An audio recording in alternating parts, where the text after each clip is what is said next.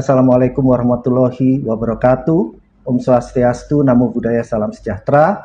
Siang hari ini, teman-teman kami dari PT Cipta Kreasi berjumpa lagi di klinik Ratna Komala Dewi. Nah, sebelum berbincang-bincang dengan Dr. Ratna Komala Dewi, saya akan menceritakan sedikit riwayat daripada Dr. Ratna. Dr. Ratna berpendidikan di Fakultas Kedokteran Universitas Trisakti, kemudian juga melanjutkan pendidikan spesialis sebagai dokter spesialis kulit di Universitas Hasanuddin dan juga mendapatkan double degree sebagai magister kesehatan. Dan terakhir mendalami ilmu doktor hukum di Universitas Borobudur. Selamat siang, Dr. Ratna. Halo, selamat siang. Assalamualaikum warahmatullahi wabarakatuh. Ya, senang sekali berjumpa dengan dokter. Ya, terima kasih Dr. Andreas. Kita sama-sama alumni juga dari S3 Hukum. Betul. Ya, Universitas Borobudur. Saya adik kelas dokter. Dokter, akhir-akhir ini kan kita mendengar ada satu kasus yaitu mengenai skincare overclaim. Ya. Mungkin dokter bisa menceritakan sedikit itu apa ya, Dok? Skincare overclaim itu. Ya, skincare overclaim itu di mana itu suatu produk-produk ya, bisa berupa krim-krim untuk pencerah wajah, sabun pencerah wajah, ya produk-produk kecantikan yang mereka tuh mengklaim bisa langsung secara instan itu memutihkan, mencerahkan yang tidak sesuai dengan ingredients atau komposisinya, seperti itu, Dok. Jadi terlalu memberikan ekspektasi yang berlebihan kepada konsumen, seperti itu, pada pasien-pasien juga khususnya. Ya. Sebelum saya melanjutkan pertanyaan ini, mungkin dari teman-teman audiens di sini ada yang mau bertanya kepada Dr. Ratna, silakan. Ya, Pak Bu Dokter, sebelum kita menuju ke pertanyaan serius, kita ingin tahu dong, itu Bu Dokter jadi dokter spesialis kulit itu gimana ceritanya sih Bu Dokter? Setelah itu pertama kali kan papa saya dokter juga ya, papa saya dokter tentara juga seperti Dr. Andreas. Beliau lebih ke manajemen sih, lebih ke seringnya jadi direktur dan terakhir kan di Wadir Kesat ya. Dulu kan di Kesat tuh kampus Kesat namanya di Kesat. Nah lalu karena mungkin saya sering melihat dunia dokter tuh kan lebih ke spesifik tuh ke kulit ya, karena saya setelah dokter umum tuh bekerja menjadi public relation di Ristra Kosmetik. Kebetulan yang punya Ristra itu Dr. Trenggono tuh sahabat papa saya, satu angkatan di Ilunis 1964. Nah, jadi dari situlah saya tuh ingin sekali meneruskan ke dokter spesialis kulit dan kelamin. Sekarang menjadi dokter spesialis dermatologi, venerologi, dan estetika. Seperti itu. Selain itu dokter di praktik di mana nih selain punya klinik? Ya, saya ada klinik di RKD Klinik, ada di Ciracas, Sabangan di Bintaro, dan saya juga praktek di Rumah Sakit Bakti Kartini di Bekasi. Oke, ya silakan. Ya, saya lanjutkan ya, Dok.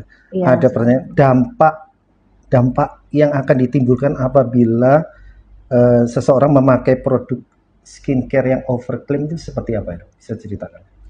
Iya, jadi banyak ya sekarang kasus-kasus yang marak ya. Terutama tuh bahkan itu kan selain dokter umum yang jual juga banyak juga marketplace ya yang tidak basicnya dokter, malah ya hanya penjual-penjual krim yang orang biasa itu memproduksi krim-krim yang dijual secara online atau secara bebas ya, itu dengan mempunyai fungsi yang melebihi daripada krim-krim yang kita dokter spesialis kulit ciptakan gitu. Sementara kan kalau di Badan POM itu ada aturan-aturannya. Kalau krim-krim yang sifatnya sudah merubah atau sifatnya yang sudah tidak pada untuk OTC atau produk-produk umum, itu kan resepannya harus dengan dokter atau dokter spesialis kulit khususnya. Nah, ini ketika ini dijual, jadi dia menjanjikan suatu perubahan yang signifikan, sementara itu dari ingredients-nya itu tidak ada yang perubahan untuk yang secara signifikan, karena perubahan signifikan itu kan harus benar-benar resepan dokter. Seperti contohnya nih kasus yang ada diselipkan hidroquinone seperti itu ya, itu kan seharusnya kan kita dokter spesialis kulit yang resepan itu, sementara kan itu dijual bebas.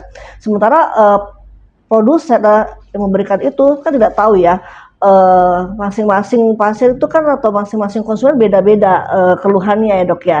Kalau kita kan langsung harus konsultasi dulu, misalnya dokter misalnya ada keluhannya jerawat contohnya misalnya, itu kan kita harus sesuai dengan jerawatnya tipe apa nih, acne vulgaris tipe 1, tipe 2, atau acne pustulosa dan sebagainya. Sementara kan kalau orang jual bebas itu kan ya sembarang aja, dia tidak memberikan khusus ya gitu kan, dan tidak ada yang pasti layanan purna jual atau post service after sales gitu, tidak ada seperti itu. Nah itu, nah sementara juga banyak pasien-pasien juga misalnya flek hitam contohnya ya, flek hitam itu, nah dibelilah tuh krim, tapi kan sejauh mana flek hitam itu sampai apakah epidermis saja apa sampai dermal gitu kan. Nah itu kan juga berbeda masing-masing individu. Nah kalau kita semuanya itu kalau dokter spesialis kulit harus kita lihat secara jelas masing-masing individu, dan hal-hal itu tidak bisa dijual bebas seperti itu dok. Kalau bisa dijual bebas bisa terjadi suatu eritema atau kemerahan ya, ada iritasi seperti itu, ada juga yang malah menjadi lebih buruk, ada rebound fenomena seperti itu kan dok. Banyak kan terjadi bisa pada pasien-pasien yang diberikan oleh produsen itu dengan overclaim skincare seperti itu. Kira-kira apa ada keterkaitan ya? Dokter kan juga mengambil program doktor hukum. Iya. Dalam disertasi dokter, apa ada keterkaitan dengan kasus ini? Jelas saya ada keterkaitan, karena kan bisa saya diceritakan sedikit. Ya, saya memang cukup gregetan gitu ya. Memang sebelum ada kasus ini saya tuh cukup gregetan, karena dimana tuh kita harus punya regulasi hukum ya, atau kompetensi dimana dokter spesialis kulit dan kelamin itu mempunyai kompetensi berbeda. Jadi nah dari Ikatan Dokter Indonesia ini juga harus mempunyai juga regulasi dimana dokter umum tuh tidak bisa mengerjakan apa yang tindakan-tindakan dokter SPDV lakukan seperti itu. Itu saya punya disertasi. Nah, selama ini apakah ada dari organisasi profesi dari spesialis kulit untuk membina para dokter-dokter umum yang bekerja di klinik-klinik kecantikan? Seperti itu ada nggak? Nah, kita kan memang kalau dari Sudinkes sendiri ya, memang kan dibagi ya klinik pratama sama klinik utama. Nah, klinik utama itu kan yang dokter spesialis, karena klinik pratama itu yang dokter-dokter umum. Nah, di situ kan memang sudah berbeda persyaratannya juga. Nah, dulu pada saat kan regulasi itu berubah-berubah ya dok ya. Dulu pada saat dulu ingin membuat klinik pratama itu ada regulasi di mana harus punya sertifikat dari dokter spesialis kulit untuk misalnya tindakan chemical peeling ya, seperti laser sebagainya. Namun pada prinsip itu tuh kadang-kadang sudah ada patron-patronnya nih. Misalnya dokter umum hanya bisa mengerjakan contohnya injeksi botox hanya pada upper aja, hanya pada wajah bagian atas. Tapi kan kita nggak bisa kontrol kan dok ya, yang bagian yang lain-lain itu kita tidak bisa kontrol gitu. Disitulah tuh ya kita harus memperjelas untuk hukumnya, konsep hukumnya mengenai regulasi tersebut seperti itu dok. Oke, dari audiens mungkin ada lagi pertanyaan mungkin? Ya nih Bu Dokter, ini banyak sekarang ya fenomena saat ini waktu mungkin ya 3-4 tahun ini kan sekarang banyak bermunculan klinik-klinik. Iya betul. Dan satu sisi kita lihat di berita belum lama ya, 3 bulan yang lalu, 4 bulan yang lalu itu ada digerebek yang orang pakai bermotif klinik kecantikan, tentunya yang nangani bukan seorang dokter spesialis, bahkan dia hanya lulusan sekolah menengah atas. Nah, kalau menurut dokter fenomena kayak model ini gimana? Karena sekarang ini kan banyak sekali nih khususnya di Jakarta nih muncul klinik-klinik yang bisa membedakan mana ini klinik yang benar atau mana klinik yang enggak, itu apa tuh? Ya, tadi saya seperti sudah jelaskan ke Dokter Ades tadi bahwa kita kan ada memang klinik tuh ada yang pratama dan utama. Yang pasti kalau klinik utama itu sudah pasti dokter spesialis dermatologi, venerologi dan estetika, itu yang benernya ya, maksudnya dalam arti kita dokter spesialis yang sudah mengenyam pendidikan ilmu spesialis itu selama 4 tahun ya kurang lebihnya gitu. Nah sementara, mohon maaf kalau misalnya klinik pratama itu kan hanya dokter umum saja gitu. Paling mereka hanya kursus-kursus ya secara seperti kayak seminar, workshop seperti itu. Nah itu kan beda keilmuannya ya pastinya. Nah itulah yang membedakan. Dan mereka juga harusnya juga secara terstruktur juga gitu ya, secara sadar gitu bahwa kompetensinya tuh berbeda dengan dokter spesialis kulit.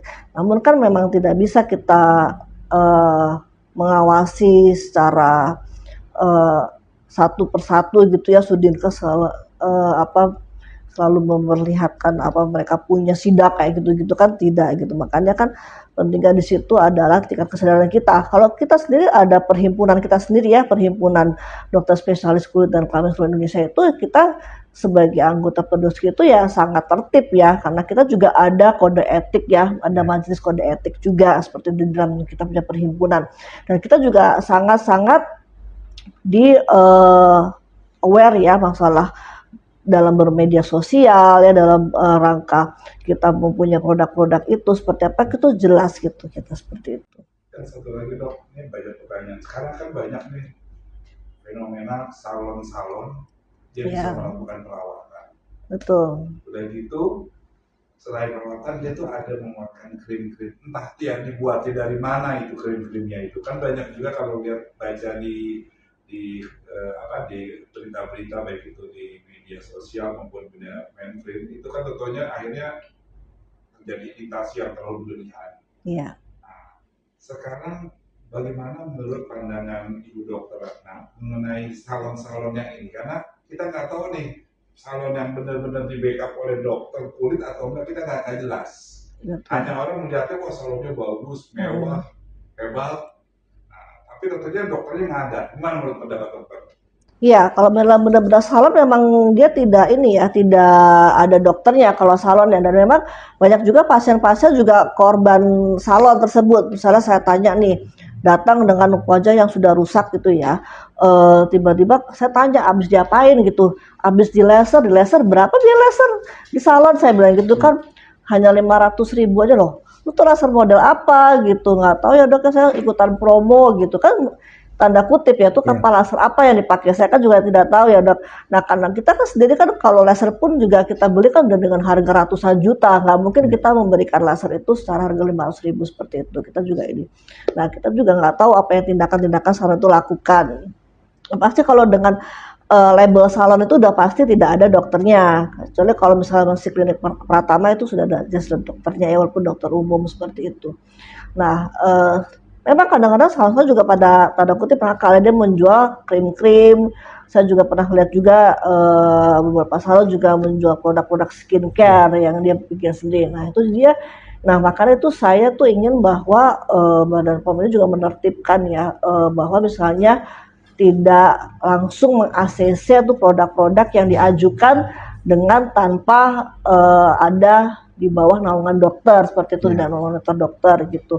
Itu saya ingin sampaikan juga bahwasanya kalau untuk produk-produk skincare itu sangat lebih baik, apalagi yang misalnya ada krim malamnya seperti itu, saya sangat sarankan untuk dokter yang punya perasapan tersebut seperti itu. Ya, dok, kita coba bicara lebih dalam mengenai produk skincare overclaim. Mungkin dokter bisa ceritakan ciri-cirinya sehingga masyarakat ini bisa mewaspadai bahwa ini sebenarnya overclaim skincare ya.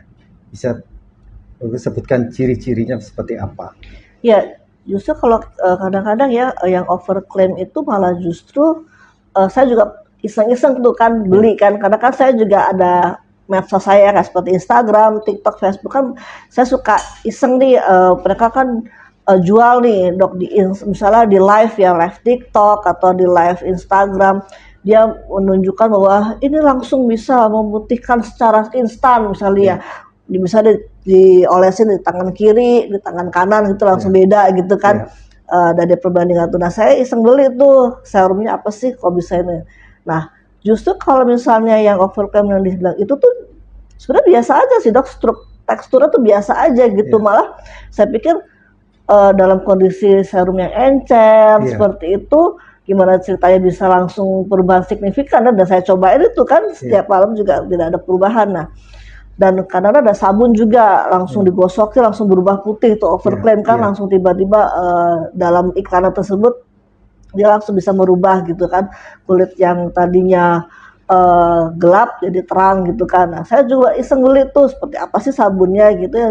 Justru kalau misalnya produk-produk seperti itu mah berbeda dengan produk-produk yang kita formulasikan seperti itu. Jadi kalau misalnya justru dengan produk-produk yang overclaim itu justru dari teksturnya itu tuh ringan gitu. Kalau misalnya produk-produk yang benar-benar kita racikan itu kan ada tekstur yang berbeda ya dok ya, karena ada dalam zat tersebut ada produk-produk yang kimia yang memang kita harus resepin gitu, misalnya adanya tretinoin seperti gitu ya, adanya hidroquinone berapa persen, kan kita punya rate-nya untuk masing-masing produk tersebut gitu. Nah, selanjutannya mengenai ada enggak tindakan khusus agar kulit yang sudah pernah kena krim ini bisa pulih jadi kulit yang sehat?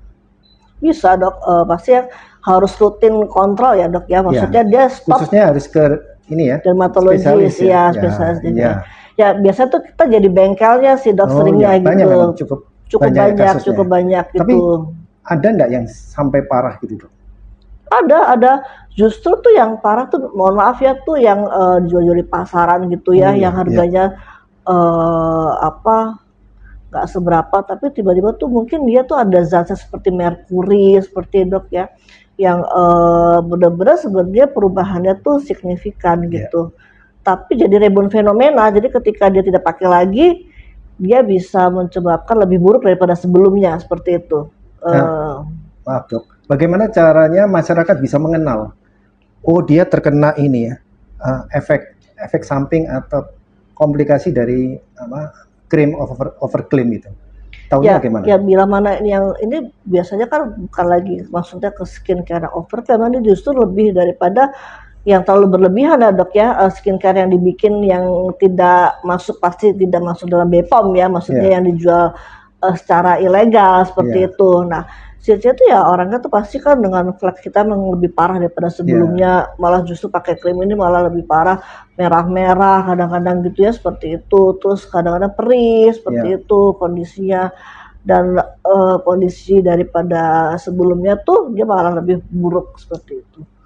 Nah ini terakhir dok, pertanyaannya ini mengenai kode etik dok. Kode etik, adakah kode etik dan mungkin aturan hukum, misalnya pasal yang menyebutkan yang berkaitan dengan ini ya, dokter yang berjualan di media sosial, kan banyak ya muncul di media sosial. Ya banyak dok, kan memang kan kita juga ada tuh aturan-aturannya dalam majelis kehormatan etika kedokteran tuh ada peraturan juga itu, dan juga di undang-undang perlindungan konsumen juga ada undang-undangnya gitu ya, di undang-undang kesehatan pun juga ada dok, itu aturan-aturannya. Yang pasti tuh tidak boleh kita berjualan tuh membanggakan diri gitu, seperti itu yang bisa membuat langsung berubah signifikan gitu dalam namun kita diatur dalam undang-undang tersebut bila mana klinik atau suatu rumah sakit yang mempromosikan, maksudnya yang lalu kita repost atau kita unggah ulang tuh bisa.